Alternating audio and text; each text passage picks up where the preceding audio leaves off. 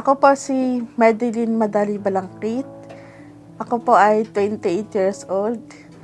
Ako po ay nakatira sa Patas Bay, Quezon City. Ako po ay may sakit po na psychosocial disability or schizophrenia. Ako po ay umiinom po ng gamot tuwing gabi. Sa maliit na bahay na ito, nakatira si Madeline at ang kanyang tatay. Bagamat may problema sa kalusugan, ay nagsusumika pa rin siya na makatulong sa gastusin nilang mag-ama. Gumagawa silang paraan na tulungan ako kasi hindi sapat ang aking kinikita sa araw-araw. Kaya kahit papano, kahit meron siyang karamdaman, nakakatulong po sa akin.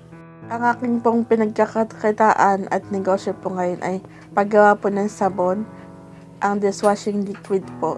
Sarili po naming puhunan ang ginagamit po namin at yung kita po, pinanggagastos po namin sa pang-araw-araw.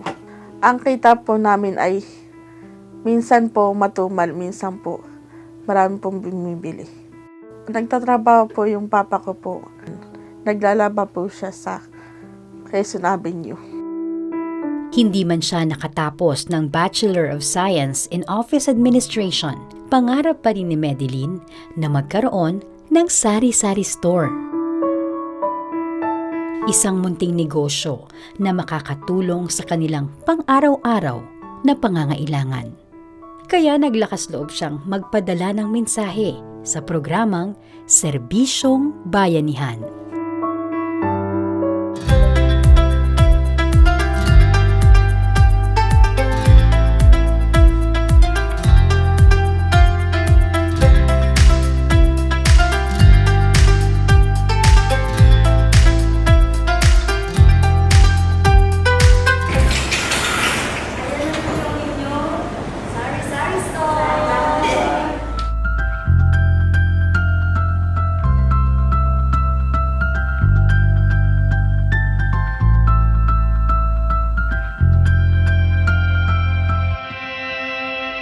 Sobrang saya po kasi meron na po kaming paninda.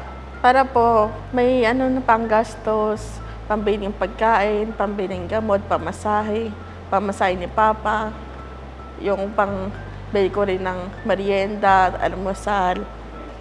Una po, nagpapasalamat po ako sa tumulong po sa akin sa grocery at bigas sa Bagong Henerasyon Party List. At maraming salamat din po kay Congressman Robert Nazal at maraming salamat din po kay BH founder Miss Bernadette Herrera. At sa Serbisyong Bayanihan po at sa UNTV, maraming salamat din po. God bless po. Para kay Madeline, ang sari-sari store na ito ay hindi lang kabuhayan. Ito ay pagkakataon. Pagkakataong makabangon, magpatuloy, at muling mangarap.